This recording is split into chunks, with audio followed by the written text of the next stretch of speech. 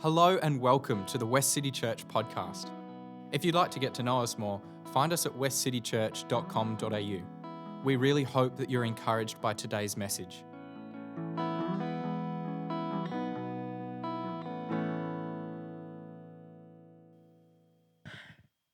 Thank you very much, team. That was lovely.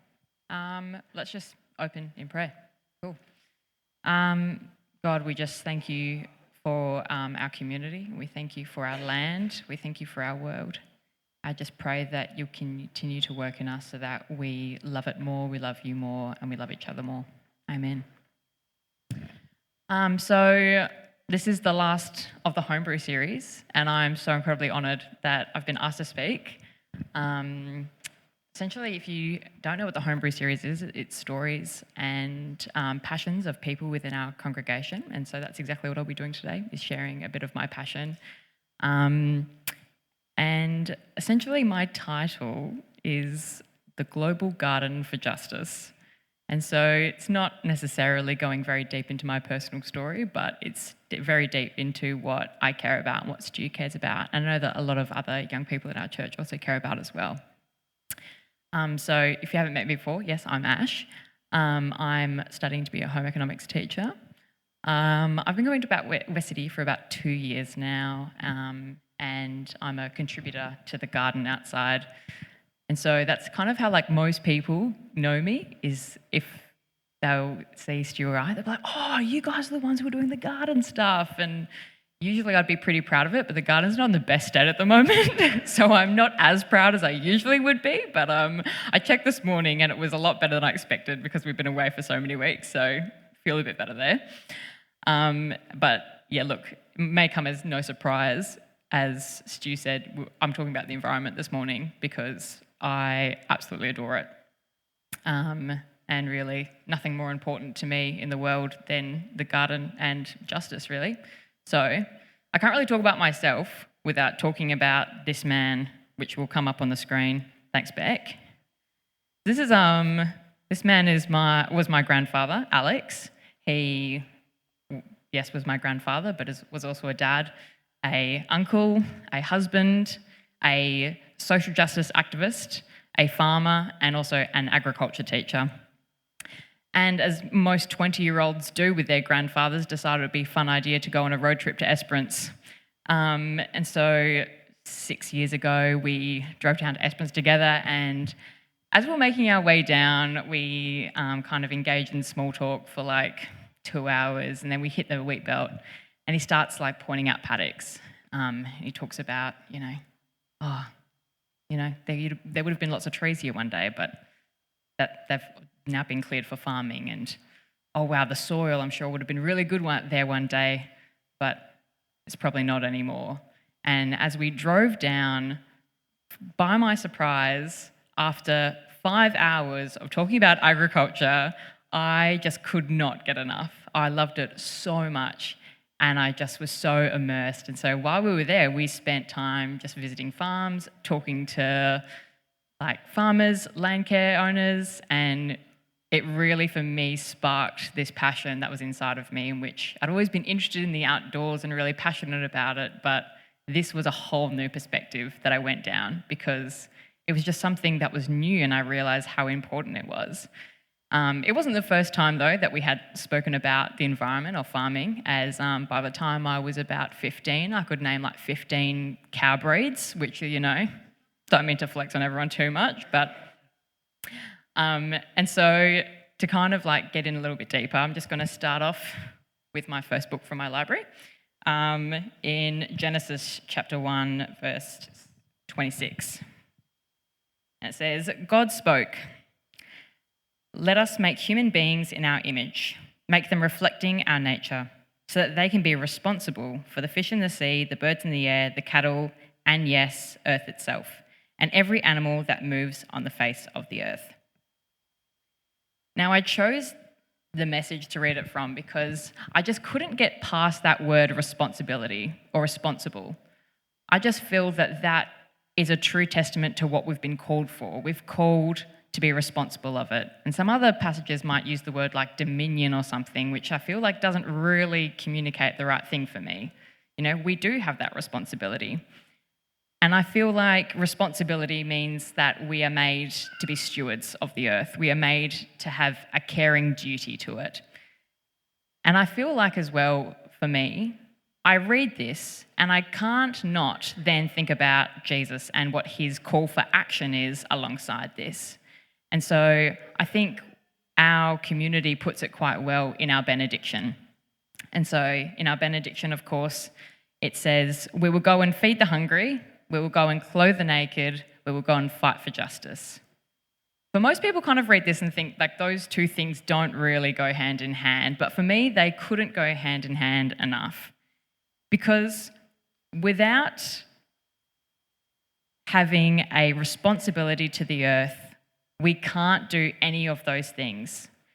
And essentially, I will tell you why. So I currently am reading this book at the moment. And for all church-intensive purposes, I'm going to call it Why You Should Give a Care About Farming. And on the back, the quote to kind of entice you into the book says, "There is no farmers and others. If you eat or wear clothes, the decisions you make influence farming." Essentially, that really links for me about what I've just said about how this quote is our call to responsibility. It's our call to action and call to ownership. It links with Genesis and it links with our benediction. It matters because the state of the earth is in a really difficult spot right now, and we're at a really critical point. When non-regenerative farming practices, which are impacting our earth and our soil, and also we experience the side effects of deforestation, we're finding that our world is more food insecure, we're seeing economic decline, we're finding infertile soil, and we're also experiencing biodiversity and habitat loss. And the issue about a lot of these things is we might not see it immediately because it doesn't affect us first in a first world setting, but it will affect a third world setting first. And that's really challenging because it's hard to act when you don't necessarily see those things happening. And so really I feel like a good example of where we might see this is an event that happened last year in 2022. I know you might all already know what I'm talking about, but it is the lettuce crisis. It was the time when lettuces cost $10 a head and everyone went nuts and they were just like, "I can't afford a $10 lettuce," and it was wild. But you know what? I don't really like lettuce that much. I think it's not worth buying for $10, let alone $2. And so I just kind of, didn't care personally. However, this does provide us with a good insight to understanding how the environment can change instantly and impact those who need it the most. And so I find that if this sort of thing keeps happening, then all of a sudden our environment and our world isn't going to be able to provide food for people who need it most. And that is a problem that we should address and we should deal with, as this is exactly who we've been called to look after. The last, the lost, the least. Those in third world countries, those who live in low socioeconomic communities, we are called to feed them. We are called for justice and we are called to clothe them. And so our environment, what it does need, we need trees, we need clean air, we need natural waterways, and we need fertile and biodynamic soil. All these healthy systems need to function in a way that looks after people and looks after the planet and looks after the animals. Without it, we've not really got much hope. But as a church community, I guess we can all play a part in this, and I feel like we can encourage other people to also play a part in this in hoping that we can see something a bit better. I think also, as I kind of deconstruct it, I always find that we need food which is going to come from our land, because with food, we will feed the hungry. We always will need fibres which will also come from the land so that we can clothe the naked. And when we restore the environment, that is how we can start fighting for justice. And I really love the fact that we can read our benediction every single week, because it is so important and it's a good reminder of why we might follow Jesus. It's certainly a reminder for me why I follow Jesus, because I want to do all those things every day, but sometimes I really struggle about how I can practically do that and how can I engage in it or how I can think about it deeper, because for me, this is our call. And so I want to also give you a taste of maybe how you could do it. But a lot of it is actually going to be your choice. You can choose to engage in it. You can choose to sit back and not yet engage with it. But I think there are 3 things that we can all do which might be quite simple. So the first thing we can do is we can reflect on our values and our ethics. You can consider where your finances, your time, and your resources are really going. Are they going to things that are going to support the environment and the cause, or are they going to something that might actually be affecting it in negative ways? A funny example of when this has happened is my grandfather, who I mentioned before. When he entered his retirement home, on the door it had what everyone's priorities and values were, and the first thing that he had on his was soil health. And the nurses would be like, what? But I feel like for me, I love doing that. I love thinking about that. For me, that is important. Soil health is really important. It affects how we eat. It affects how, our world is going to continue and how we can look after each other and the animals. So, yeah, maybe reflect on your values. That's the first thing you can do. The second thing you can do is learn. You can read, you can listen, you can watch, and you can ask. There are so many resources out there in which can help you get practical ideas and insights into maybe how your life can reflect a healthier world. If you want to have a conversation, you can talk to Stura, you can talk to Kai and Shanae, you can talk to the Palmer family. There are so many people in our community who love the environment so much and can't wait to share with you how it connects with our world, with God's world, and how it fights for justice as well. And so lastly, the most simple thing you can do is immerse yourself in the environment. For so many reasons, as it will give you so much more of a passion and a care for the world. It will also still your heart and maybe find peace. And I know that a lot of people find God in the environment, which I do as well, but mine looks a bit more like this. So maybe a bit different. But I think you can join us in the garden. You can plant a tree. You can just immerse yourself in however you want. That might be going to the beach and swimming in the ocean. And when you do that more, you'll gain more of a care and a respect for God's world. And hopefully that will give you a bit of motivation of maybe how you might want to make a change as well. And so to close, I essentially want to bring you back to these 3 ideas: that looking after the world and it will look after us. It's a 2-way thing. We've got to look after the world and it will give back to us as well. Environmental restoration is a social justice issue. And that for me is such a core.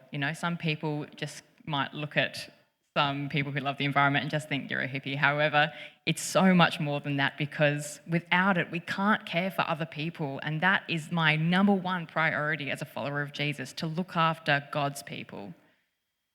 And finally, we have been called and made responsible. The responsibility is on us, and not you just as one individual, but us collectively together. And so this isn't a blame game, or I'm not pointing anyone out. It's let's be encouraged together to want to be immersed in the environment and into the world so that we can actually make a difference as well. So I'm actually also going to close on a liturgy. Yes, we love our liturgies at Westcity. Now, the liturgy is called a liturgy for gardening. And even though we're not actually gardening today, I hope it kind of just gives you a bit of reflection and thought about the processes that happen in the garden and processes that happen in our world that make it a place that we can live and we can eat and we can provide things for each other. And so your section will be the people. Yep, cool. O Creator, who calls forth life, may this ground and our labours here invested yield good provisions for the nourishing of both body and soul.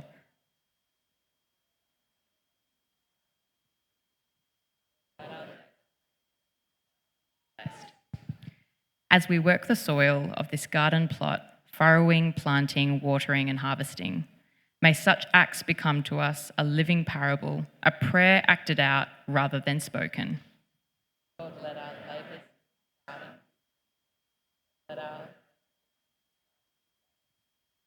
as we co-labour with you and with your creation to produce a beneficial harvest, may we find in such toil a kind of rest.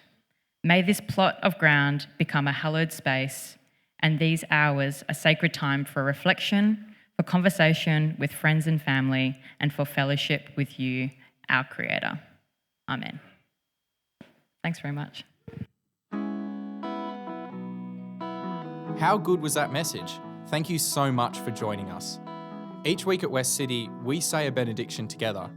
We do this because we believe that the purpose of the church is to be a caring community for the world, and that as we go and serve others, we enter into Christ's work of welcome, restoration and healing, both for us and others. We believe that in doing so, we get to see and encounter Christ. So let's say the benediction together. We come together as the church to be reminded of the go of Christ. So we will go out and feed the hungry, go out and clothe the naked, go out and fight for justice, go out and end oppression, go out and proclaim anew the old story, go out and associate with those who don't look like us, think like us, act like us, and don't even like us. And we'll do it all in the name of the one who sent us. His name is Jesus.